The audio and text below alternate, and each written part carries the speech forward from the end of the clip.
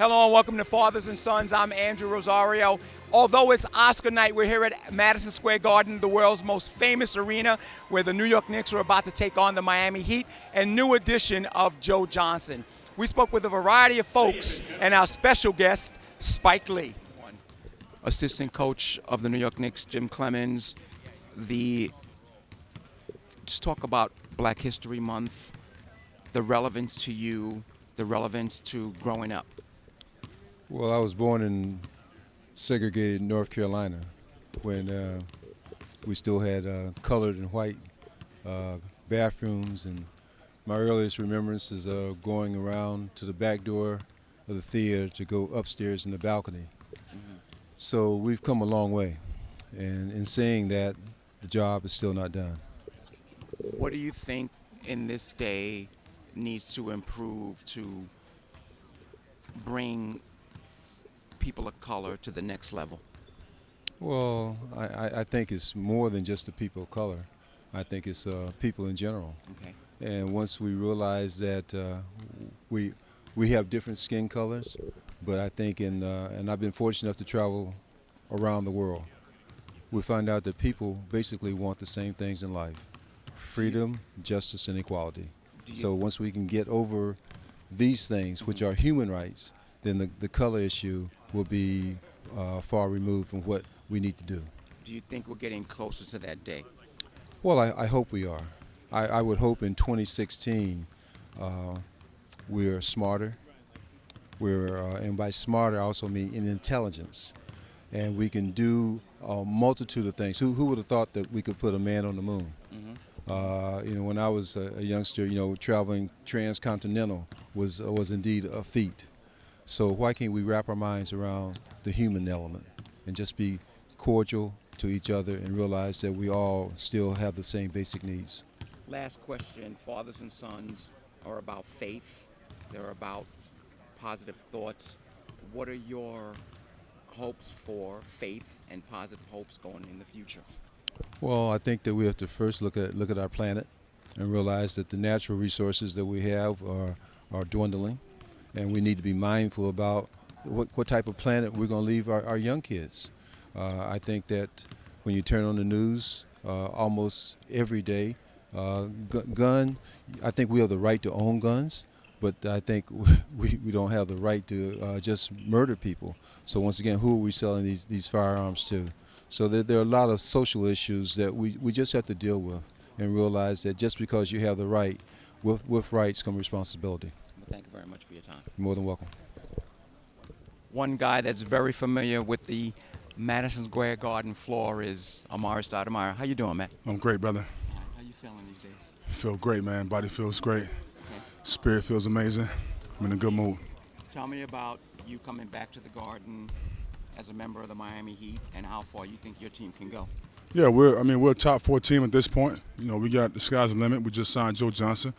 So once we get Chris Bosh back healthy, we should be a team to be reckoned with. But tonight's game, the game here in New York, is going to be a tough one. These guys are ready to play us, so we got to make sure we bring it. I was going to ask you about the addition of Joe Johnson because he is literally an offensive stud. Aside from that, what does he bring to this team? Well, defensively, he's a guy that can guard anyone out there on the court from position of 1 to 5. It's going to help us defensively as well. And it's quality. He's a quality guy, and his leadership is great. So it's going to be a good fit for us. I got to ask you this one question, man.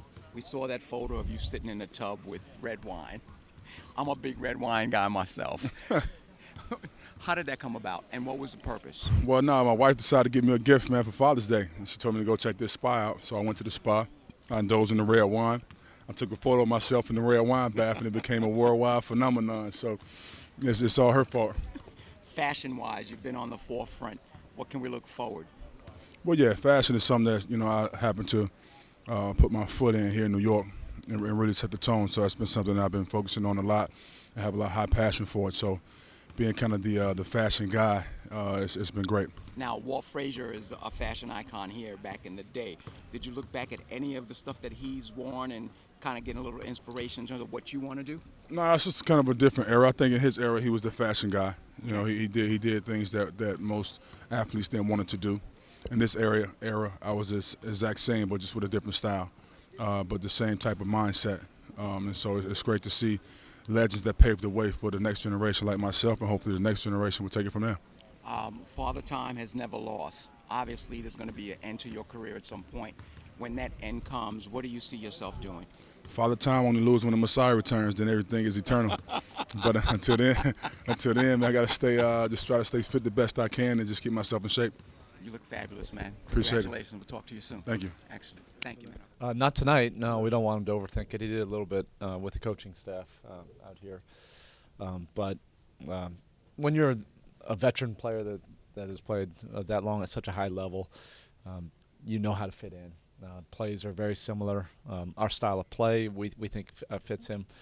And look, we're really excited about this. We've had some adversity the last few weeks, and then to be able to acquire a player of Joe's class, somebody that we feel fits our personality, our DNA, our culture, to get him at this time of the year and where he's actually been playing his best basketball in the last month, we feel terrific about it. And again, from a culture standpoint and personality standpoint, we think he fits in very well with our organization, with our players. And his skill set, being a two-way player, we think fits. And we have the ultimate respect for him. We've played twice against him as competitors in the playoffs, and that's probably where you gain the most respect and knowledge of a player. So we always hoped we'd have an opportunity to get him, and now it finally happened. And let's go. So he'll play tonight. There's no waiting, no time like the present, and I think we all just want to get started. Well, how do you fit him into the scheme of what you want to do offensively? I think that's pretty easy. The skill set that he has fits very much. He can play a lot of different positions. If you've seen us play, we don't even have to go through dummy offense or 5-on-0. Just go out there and be a basketball player with our guys and use the skills that have made him so successful. Just fit in, be aggressive, be who you are. We'll adapt to him. How do you want to use him? Coach, you want to start him or you bring him off? I don't know, but let's go. There's no time to wait. So we're going to get him in the mix as quickly as possible. I still have a little bit of time right now to figure out who I'm going to start, but he's going to play a prominent role. He'll be in that starting lineup, so we'll figure out, what I'm going to do tonight. What was the reaction among your teammates when they found out that he was going to be on your roster? Yeah, haven't you seen some of the quotes? A lot of them already have great friendships, so the veteran players, the guys that are over 30, these guys are fired up. Dwayne and he are obviously close. UD and Joe have gotten to know each other over the years.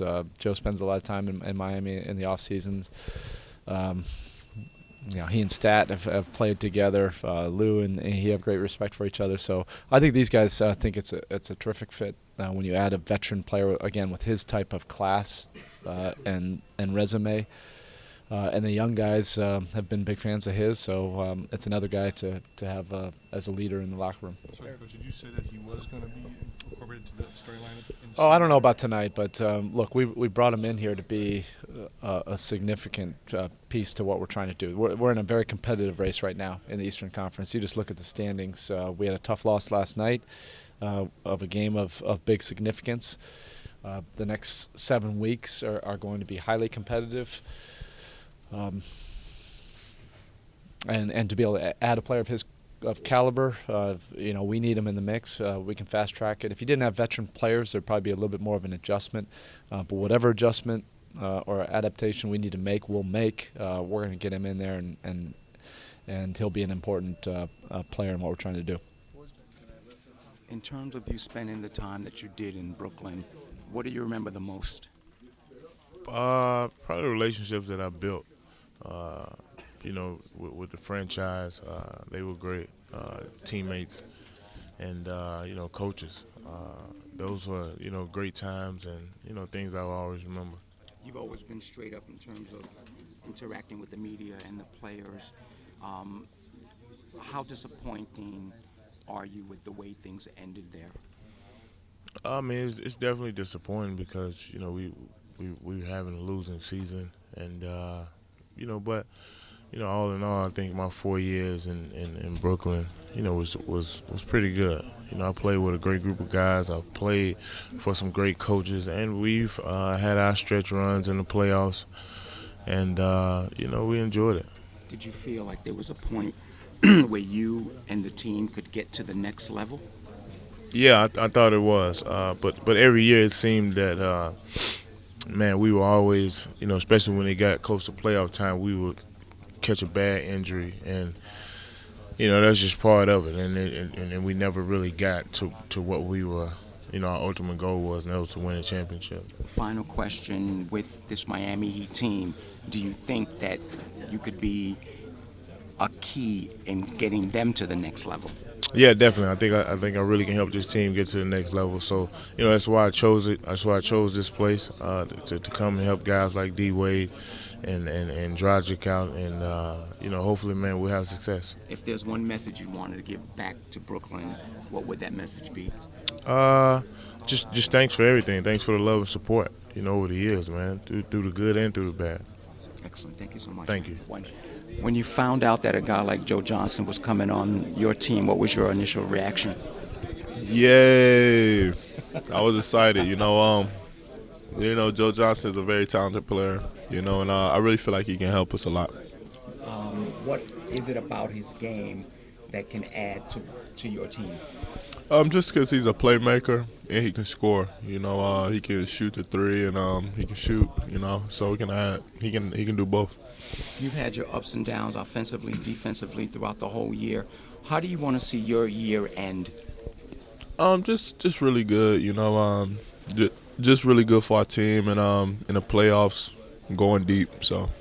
How do you feel your teammates have reacted to some of the stuff that's gone on the court in terms of supporting you, patting you on your back, putting you in a headlock and saying, come on, man, you can do better than this?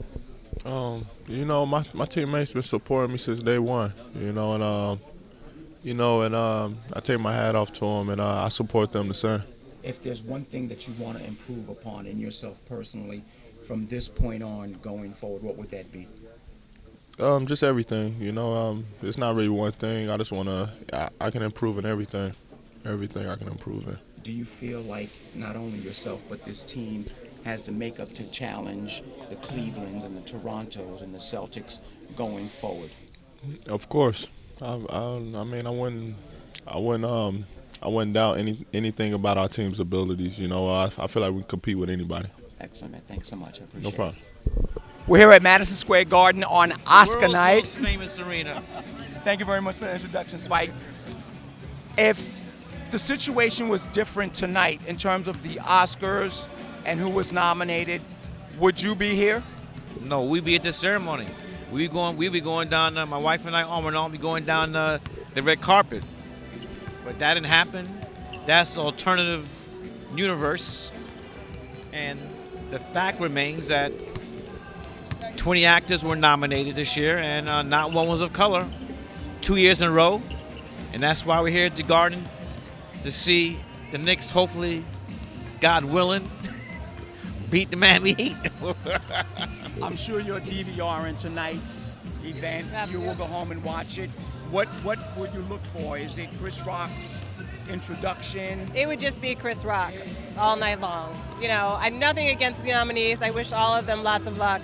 But for me to watch any of the Oscars, it would be about Chris Rock.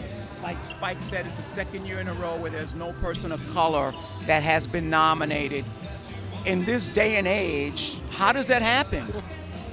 It seems only by choice. It happens because the voting members of the Academy don't reflect the diversity of this United States of America. And therefore, that is why Academy President Cheryl Boone Isaacs and the rest of the Board of Governors have made amendments to change the look of the voting members. They want to, I forgot the amount of years, but they want to double the women who are voting members, also people of color. Is it awkward in the fact that you received the Lifetime Achievement Award from the Oscars? You accepted it back in October. November, and you're not going to be there to acknowledge it. Well, it's not awkward. Awkward was the results of It would have been more awkward to be sitting there suggesting that we were okay with the way That the would have been nominations were awkward. To coming co-sign down. it. But That would I have will made it seem like say- it was okay. But the fact of the matter is, Spike is a member of the Academy. Spike has done the work that he does. He certainly deserved recognition from the Academy, and I was pleased to have it. But at the same time, I think it's great that Spike. We decided to sit out and Sit it out. and the others, because change was made because of that. But you're a voting member of the Academy, so what do you got do? one vote. Well, So what do you do in terms of vote? Like, did you vote for Best Picture? Did you vote for Best I didn't Actor vote. at all? I didn't vote. So you abstained from voting I didn't totally? vote. At I didn't all? know that. I didn't vote. So what needs to change in the future to include people of color? And I'm not. They did I'm that not. already. The Force Academy have done that. They changed the rules. You know that? No, but I'm saying, and how is that going to impact people of color going forward? Because more people of color are going to be part of the voting members of the Academy. But it's bigger than that. We have to get in those positions where those decision-making positions where we decide what film gets made, who's directing it, who's producing it, who's writing it, who's editing it, that type of stuff. And we get access to capital to do it. Well, I don't want to put a damper on tonight's game. The Miami Heat are coming in here strong. Your Knicks started off strong, and they're falling by the wayside. Miami just signed Joe Johnson. He's playing tonight? He's playing tonight. What's going on with your boys, Spike? And what's the future? You gotta ask Phil Jackson. No, I'm that. asking you. Come on, man. I You're not any less of an opinionated person Yeah, on but terms my, of the Knicks. my opinion don't mean nothing. My opinion doesn't mean. You gotta ask Phil Jackson's opinion means something. But Spike, when they were like 4 or 5 games over 500 and KP was lighting it up, you were on the forefront. Then they fell by the wayside. What do they need to do to go forward to at least get into the playoffs, Spike? Come on. We're not making the playoffs. I'm not talking about this year. Oh. I'm talking about going forward. Draft picks. We don't have trades. a draft pick this year. We traded our first round pick. Right. Exactly. Thank you so much, man. We need a miracle. What's We your, need- what? What's on your horizon, work-wise? What are you working on, movie-wise? Your Michael Jackson documentary, and I'm not saying this because I'm sitting here. I thought it was phenomenal. Thank you. What's coming up next, Spike? Just thinking about some stuff, and teaching class again, NYU. Okay. Where you started? Morehouse. NYU was grad school. Right. All right. Let's not leave out Morehouse, baby. No, not at all. Not at all. But just I went upward. Excellent. Thanks so much, man. Okay. We met.